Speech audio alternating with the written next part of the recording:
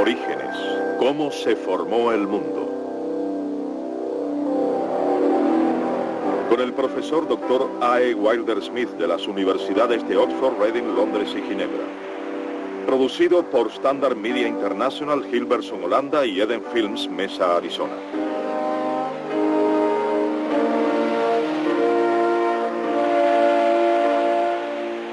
La Tierra, un planeta joven.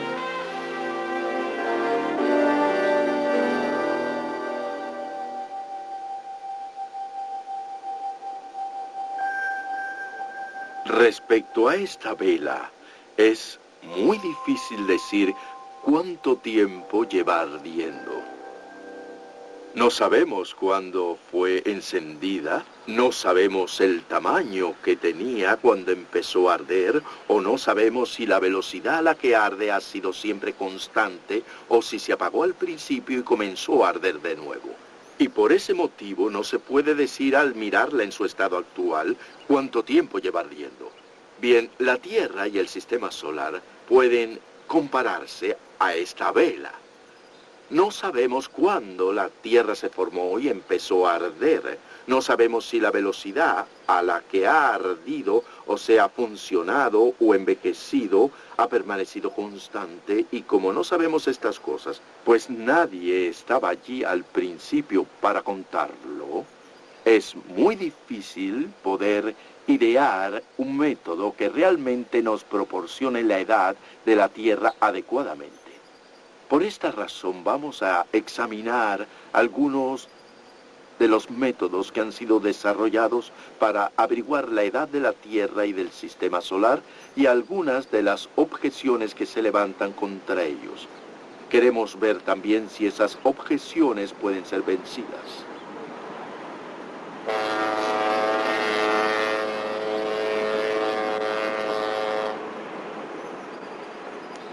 Un paisaje holandés típico, un pueblecito pintoresco cerca del río Rin, y como en cualquier otra parte del mundo, pero especialmente en la densamente poblada Holanda, se necesita fabricar nuevos hogares para más personas. Pero entonces se hace un descubrimiento. Mientras se preparan los terrenos para edificar las viviendas, restos de una vieja historia olvidada hace mucho son desenterrados. Con gran cuidado, las piezas se recogen para ser investigadas. Y la primera pregunta es, ¿qué tan antiguos son estos objetos? ¿Encontramos acaso una colonia romana o quizás una villa medieval?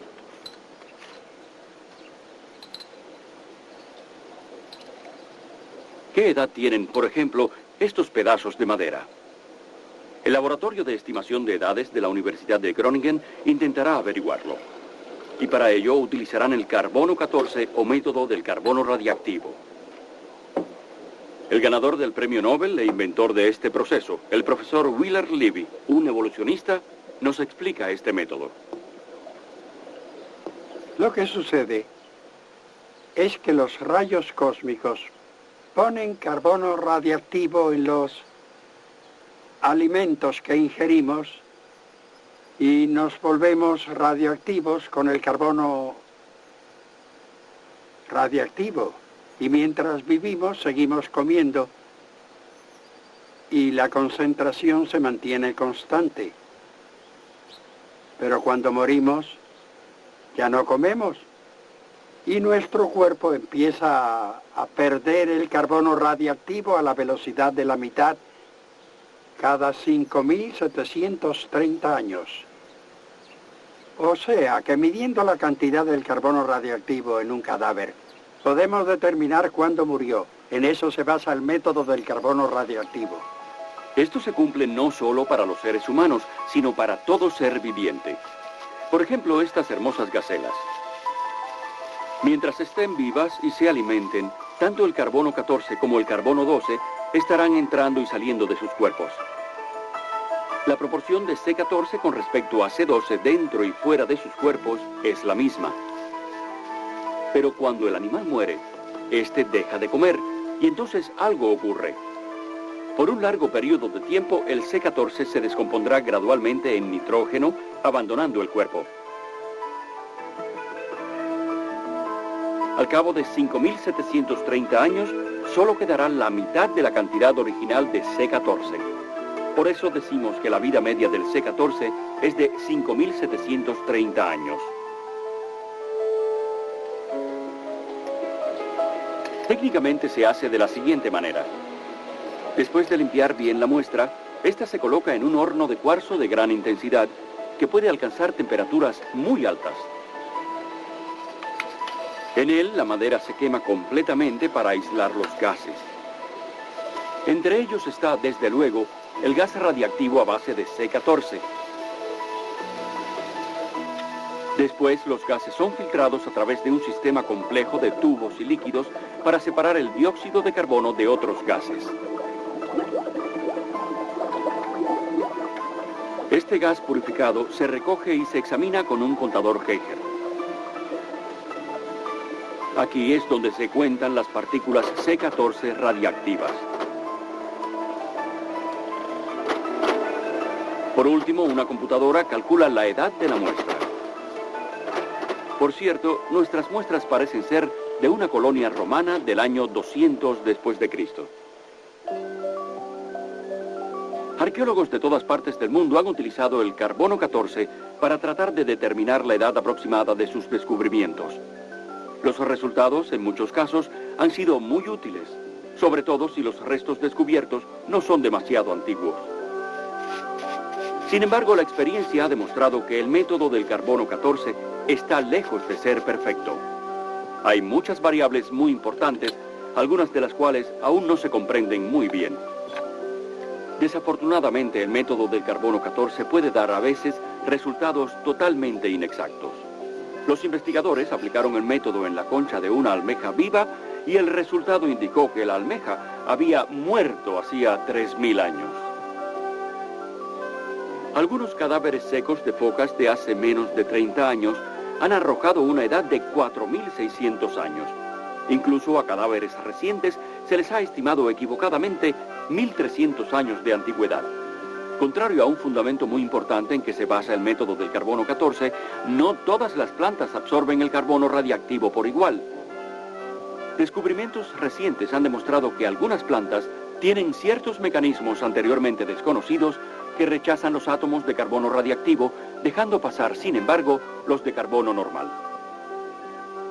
Así pues, a su muerte, estas plantas y los animales que de ellas se alimentan tienen niveles de carbono 14 anormalmente bajos.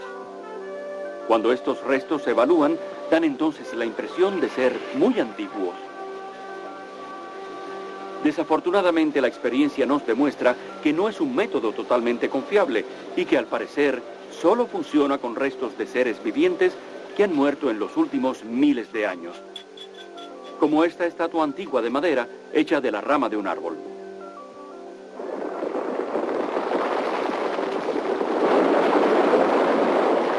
¿Qué métodos utilizan los evolucionistas para averiguar la edad de cosas tales como las rocas y los minerales que según ellos suponen que tienen millones y hasta miles de millones de años? O de estas bellas montañas suizas y sus formaciones rocosas. Además del método del carbono radiactivo para determinar edades, hay desde luego otros métodos que utilizan la radiactividad. Uno puede usar el método del C14, que se descompone en Ne14. Se puede usar el método del potasio-argón, el potasio se descompone en argón. Y también uno puede usar el método del uranio-plomo, que son los tres métodos principales para datar por radiactividad.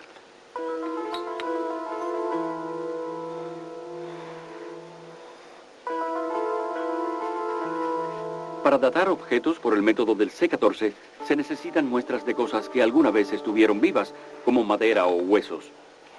Los otros dos métodos que el profesor Wilder Smith mencionó utilizan materia inorgánica, sin vida, como piedras y rocas. Pero el principio es el mismo. Hay algún tipo de proceso de descomposición.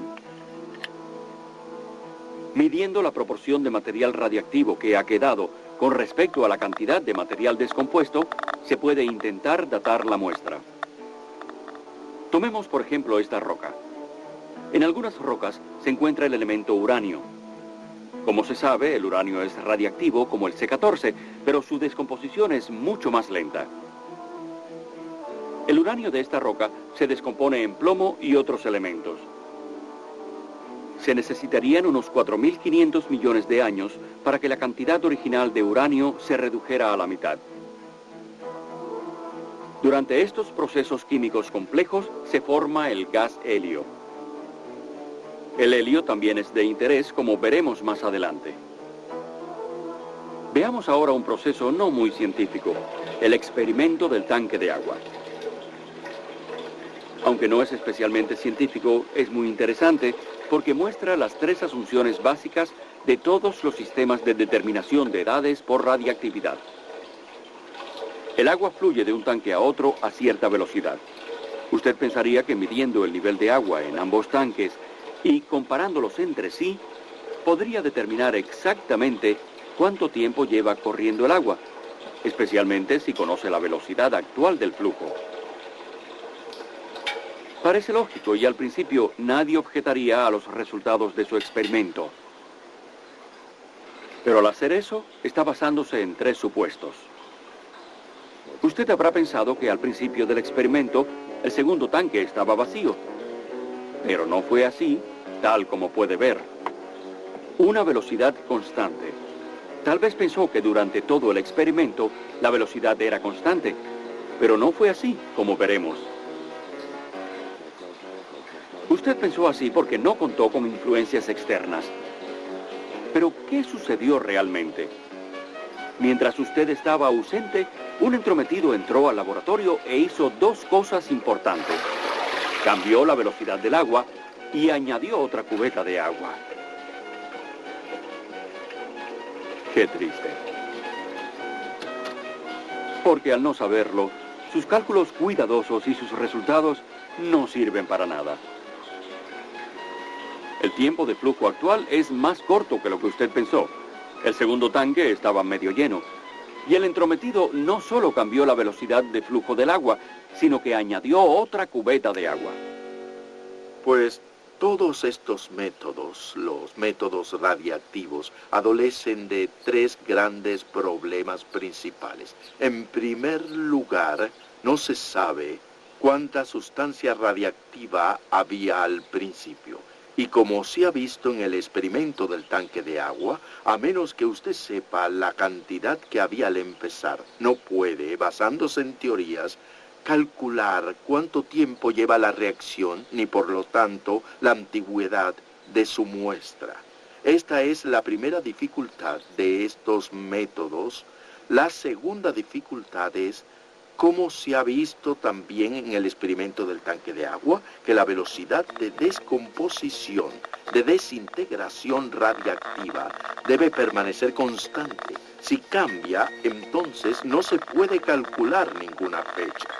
Bien, tenemos pruebas adecuadas de que la velocidad de desintegración radiactiva puede variar, o sea, que no hay garantía entonces de que la velocidad de desintegración radiactiva haya permanecido siempre constante. Numerosos isótopos radiactivos han mostrado variaciones en su velocidad de desintegración. El doctor Robert Gentry de los laboratorios de la Comisión de Energía Atómica de Oak Ridge ha probado recientemente que velocidades de desintegración radiactiva también han variado en el pasado. La desintegración radiactiva en minerales cristalizados deja unos diminutos anillos concéntricos de descoloración llamados radiohalos. Las variaciones en la medida del diámetro de los anillos indican claramente que las velocidades de desintegración radiactiva han variado en el pasado. Sin una velocidad de desintegración absolutamente constante, el sistema de datación por radioactividad no es confiable. Y la tercera dificultad de este método es esta, que la concentración de las distintas partes del sistema radiactivo tiene que permanecer constante durante todo el experimento. Si usted añade C14 durante el transcurso del experimento, la muestra parecerá más joven que si se elimina por lavado el C14. Todo esto hace que los métodos de datación por radiactividad no sean inseguros. Pero hay otros métodos que no dependen de la desintegración radiactiva y que pueden ser usados para datar.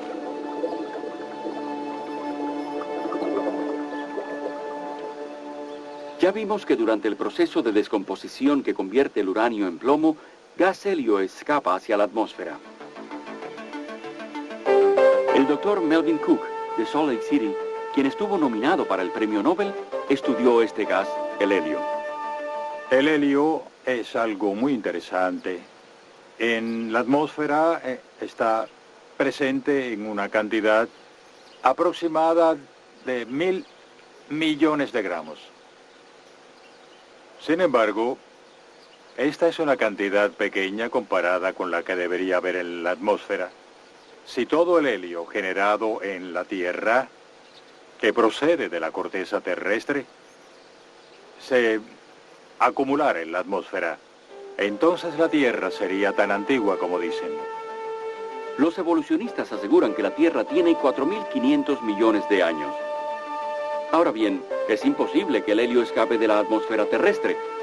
Y es un hecho también que proveniente del Sol, todavía entra más helio en nuestra atmósfera. Así que si la Tierra tuviera 4.000 millones y medio de años, nuestra atmósfera estaría saturada de helio. Pero no lo está. La cantidad de helio medida es solamente una fracción de la que los evolucionistas piensan que debiera ser. Entonces la pregunta es, ¿dónde está el helio? Si la Tierra tuviera miles de millones de años, como dicen, entonces el helio hubiera saturado la atmósfera hasta un nivel 1.000.000 de veces mayor que el de ahora. De hecho, hemos estudiado este asunto. Muchos han pensado que la Tierra es vieja y el helio sale de la atmósfera, solo se va a lo que llaman la exósfera. Dicen que lo que ocurre con el helio es que se escapa de la atmósfera terrestre. En realidad, al estudiar eso, un físico químico tiene medios para comprobarlo. Puede decir si es cierto o no, y yo procedí a hacerlo y examiné la cuestión en 1955 y encontré que no hay posibilidad alguna de que el helio pueda abandonar la atmósfera. Así que me hice la pregunta, ¿dónde está el helio radiagénico de la Tierra? La respuesta al parecer es que la Tierra no es tan vieja.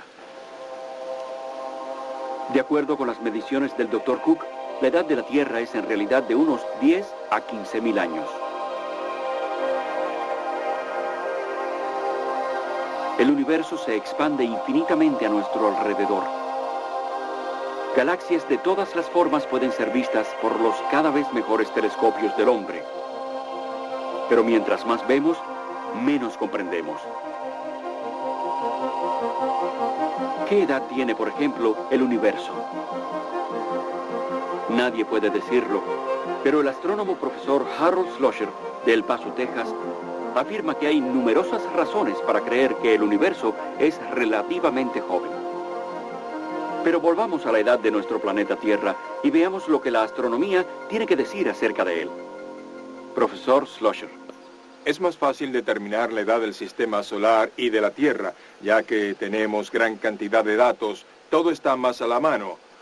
Así que para el astrónomo hay una serie de índices, al menos me parece a mí, que parecen indicar una edad de no más de 10.000 años, como máximo, para el sistema solar y la Tierra. Yo diría que es una edad máxima por varias razones. Una de ellas es el desgaste muy rápido de los cometas en el sistema solar. Los cometas, al viajar alrededor del Sol, se desintegran literalmente por efecto de las mareas producidas por la atracción gravitacional de los planetas y el Sol. Y además está el viento solar, soplando a tremendas velocidades del orden de 400 kilómetros a 1.000 kilómetros por segundo desde el Sol, que literalmente arrasan con los cometas. Y además hay varias cosas peculiares que le suceden a los cometas, tales como explosiones en sus núcleos. Estas los desgastan rápidamente y parece que la vida máxima de los cometas de periodo corto es de unos 10.000 años como máximo y es muy probable que sea hasta un poco menor. Bien, la mayoría de los astrónomos piensa que los cometas fueron originados al mismo tiempo que el sistema solar. Por lo tanto, si se determina la edad de los cometas de periodo corto, automáticamente se tiene la edad del sistema solar, que no puede ser mayor de 10.000 años.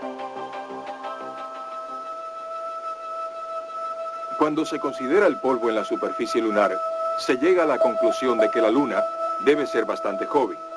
Y si la Luna es joven, la Tierra también lo es. El polvo del espacio interplanetario se va depositando continuamente sobre la superficie lunar. Lo hace a razón de 14.300.000 toneladas al año, hasta tal vez 10 veces esa cantidad. Así que después de 4.000 millones y medio a 5.000 millones de años, deberíamos tener una capa de polvo en la Luna de unos 135 a 275 metros, más o menos. Pero la capa de polvo que tiene la Luna es de 3 milímetros a 8 centímetros de espesor. Y de hecho, unos cuantos centímetros proyectarían una edad de 7.000 a 8.000 años para la Luna. Así que mirando la superficie lunar, la ausencia de polvo, el polvo debía ser un excelente indicador de la edad de la Luna. Se nota la ausencia del mismo, se ve joven. Y en lugar de una enorme capa, indicio de su antigüedad, la Luna tiene una capa delgada, es muy joven. Así que yo diría que la Luna es bastante joven. Y si la Luna es joven, entonces la Tierra también es bastante joven. Porque en cuanto a la edad de la Tierra y la Luna, aún los evolucionistas están de acuerdo en que debe ser aproximadamente la misma.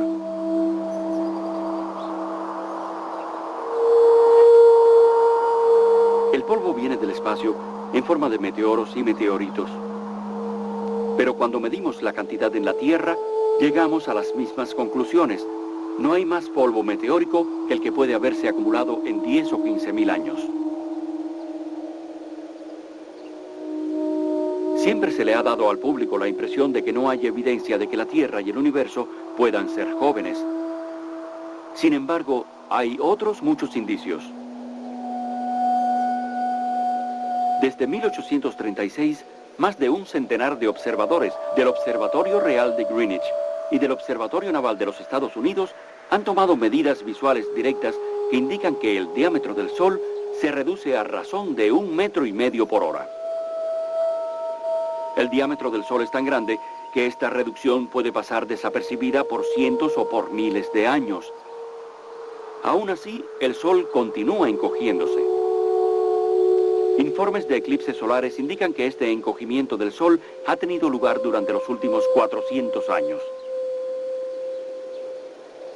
Hasta donde pueden afirmar los investigadores, esta variación ha sido constante desde que el Sol se formó. Utilizando los datos más conservadores, podría decirse que hace tan solo 100.000 años, el Sol tenía el doble de su radio actual. Hace 20 millones de años, la superficie del Sol habría estado tocando la de la Tierra.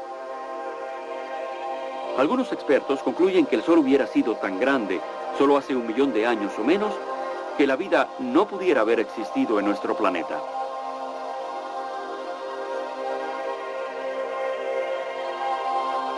Creo que cuando se añaden todos esos efectos, uno llega ciertamente a la conclusión de que el sistema solar y la Tierra son bastante jóvenes, no más de 10.000 años. Y yo de veras creo que el propio universo no es más antiguo que eso, que todos esos objetos tienen casi la misma edad.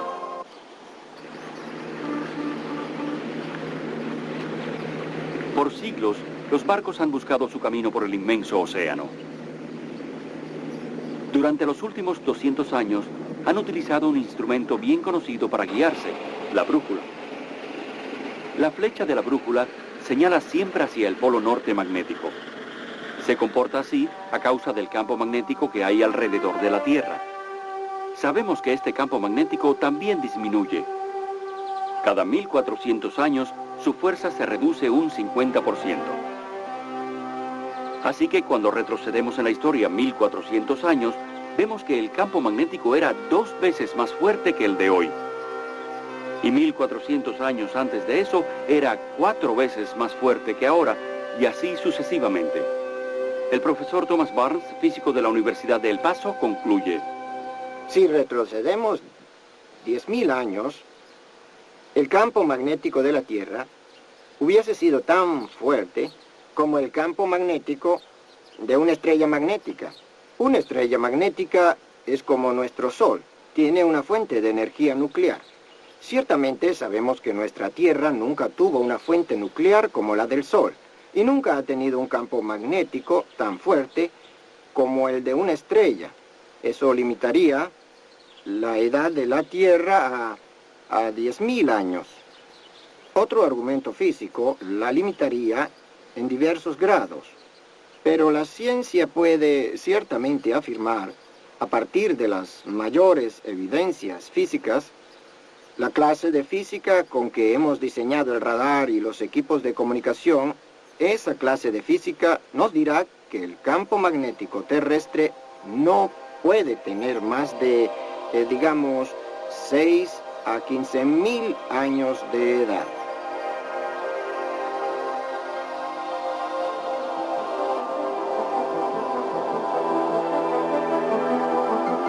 La Tierra, un punto pequeño y maravilloso en el universo. Tal vez creado hace no tanto tiempo. ¿Qué nos enseñan los métodos de datación? Bien, hemos visto varios métodos de datación. Algunos de estos métodos le han estimado edades muy antiguas a la Tierra y hemos visto que otros le asignan una edad joven, una edad bien joven a la Tierra. Pero ambos métodos de datación sufren de las mismas dificultades y ninguno de ellos es concluyente.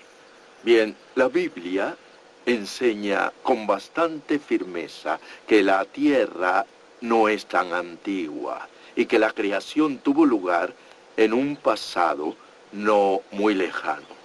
En los últimos años se ha creado un método nuevo de datación basado en la radiactividad, conocido como el método del halo de Robert Gentry. Y también este método, en contraste con los otros métodos, indica que la Tierra es bastante joven. Por tanto, tenemos evidencia científica para sostener el punto de vista bíblico de que la Tierra pueda ser muy joven.